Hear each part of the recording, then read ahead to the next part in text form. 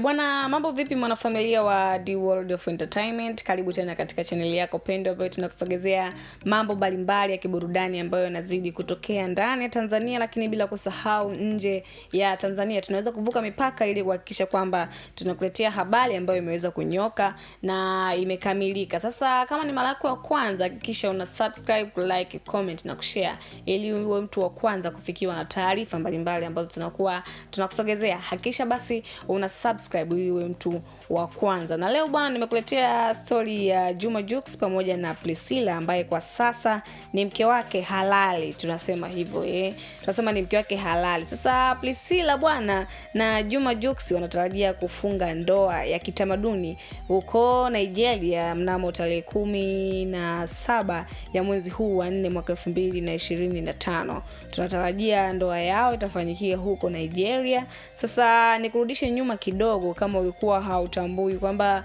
mfululizo wa ndoa ya Jux umekuwa kidogo ni wa kushangaza na wa kustaajabisha. Wengi tumezoea kwamba tukifunga harusi leo imeishia leo, mambo yote yameisha. Yani leo tumeenda kanisani, tumefunga harusi, wakwenda msikitini wameenda msikitini. Yani inakuwa harusi ya kidesign fulani kama ya Hamisa Mobeto na Azizi Ki hivi. Yani kwamba tumefunga imeisha. Sasa harusi ya Juma Jux na Priscilla imekuwa kidogo ni ya tofauti ya kidesign fulani hivi. Tunaweza tukasema kama ni ya Priyanka Chopra na Nick Jonas. Sasa mnamo tarehe 7 ya mwezi wa pili mwaka 2025, Juma Jux aliweza kufunga harusi yake na mrembo huyo Priscilla kutokea pande za Nigeria. Walifunga hapa jijini Dar es Salaam, lakini ndoa ile ilikuwa ni asili kidesign fulani. Hawakutaka watu wengi sana kuweza kuhudhuria. Baadhi ya watu ambao waliweza kuhudhuria ndoa ile alikuwepo ni Diamond Platnumz, alikuwepo Zuchu, alikuwepo Omidimpo, alikuwepo Mario, alikuwepo Aba, walikuwepo akina Estukiz na wasanii wengine wengi sana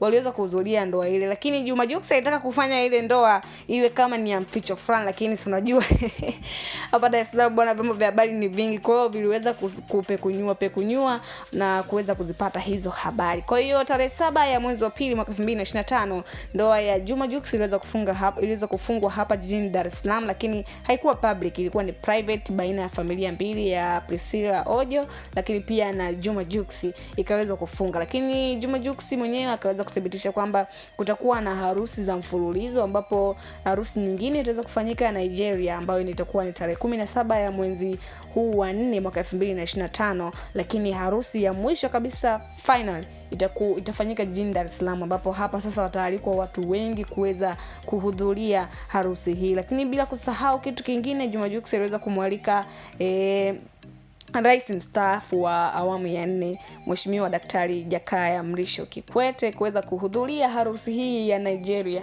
ambayo itaweza kufanyika kule. Hivyo basi ni hivyo kwa leo ambayo nimekusogezea mambo hayo kwa leo nimekusogezea, lakini pia usisite kuweza kuungana na sisi kwa wakati mwingine mpaka siku itakapofika ya harusi. Mimi nitakuwepo hapa kwa ajili ya kukupitisha katika mambo mawili matatu ambayo yatakuwa yakizidi kuendelea. Usisite kusubscribe ili uwe wa kwanza kufikiwa na taarifa zetu. Asante sana.